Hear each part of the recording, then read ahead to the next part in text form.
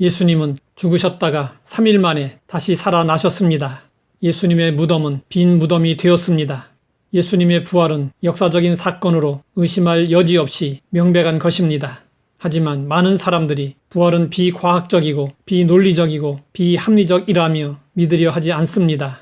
그런데 지성인 중에 지성인들이 모인 영국 옥스퍼드 대학의 역사학자이자 법의학자인 아놀드 교수는 예수님의 부활만큼 완전한 증거를 가진 사건은 역사상 그 예를 찾아보기 힘들다라고 말했습니다. 그러면 부활의 증거는 어떤 것들이 있을까요? 첫째, 역사적 증거입니다. 인류의 역사는 주전과 주후, 즉 그리스도 이전과 이후로 구분되고 있습니다. 역사는 예수 그리스도 사건이 역사의 분수령이고 원점이라는 사실을 인정하고 있습니다. 그리스도 사건의 핵심은 십자가와 부활입니다. 둘째, 성경의 증언입니다. 성경의 주제는 예수 그리스도입니다. 예수 그리스도의 죽음과 부활이 그 핵심입니다. 예수님은 성경의 예언대로 죽으셨다가 다시 살아나셨습니다. 셋째, 사도들과 제자들의 증언입니다. 사도행전의 사도 자격 요건은 부활의 증인이 될 사람이어야 했고 사도행전의 기독교인들은 부활의 도를 전하는 사람들로 통했습니다. 이들은 거짓말을 못해 순교한 사람들입니다. 사도 바울은 원래 기독교를 박멸하는 데 앞장섰던 사람이었습니다. 그러던 그가 부활하신 예수님을 만나자 목숨을 건 예수 부활의 증인이 되었습니다. 넷째, 로마가 보여준 증거입니다.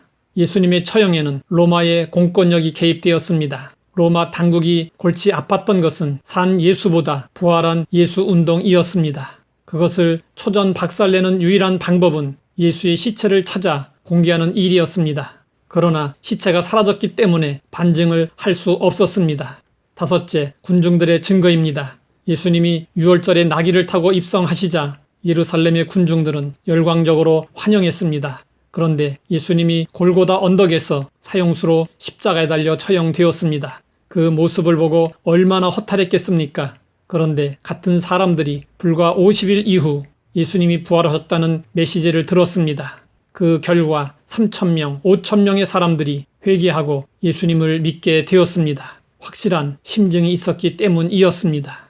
여섯째, 심리학적 증거입니다. 예수님의 부활을 목격한 500여 명의 증인들이 예수님의 부활을 전하다가 대부분이 순교를 당했습니다. 꾸며낸 이야기나 불확실한 것을 위해 그 많은 사람들이 목숨을 버릴 수는 없는 것입니다.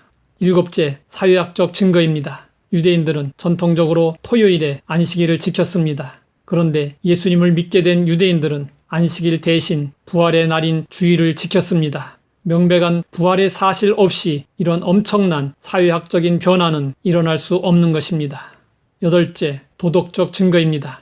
죽은 예수님을 산 예수님으로 위장시켜 부활신앙을 만들어냈다면 엄청난 사기 사건입니다. 여기서 최고의 도덕적 선은 기대할 수 없습니다. 그러나 부활의 예수님을 믿은 사람들은 인격적, 도덕적으로 거듭나는 체험을 했습니다. 그리고 빛과 소금의 삶으로 세상을 변화시켰습니다. 부활이 없이는 도무지 불가능한 일입니다.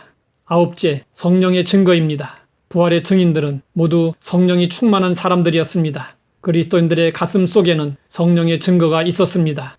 성령의 증거로 인해 2000년 동안 그리스도인들은 죽음을 두려워하지 않고 부활의 증인이 되었습니다.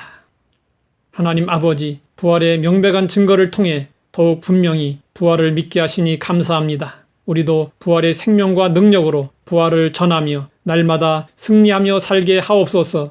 예수님의 이름으로 기도드립니다.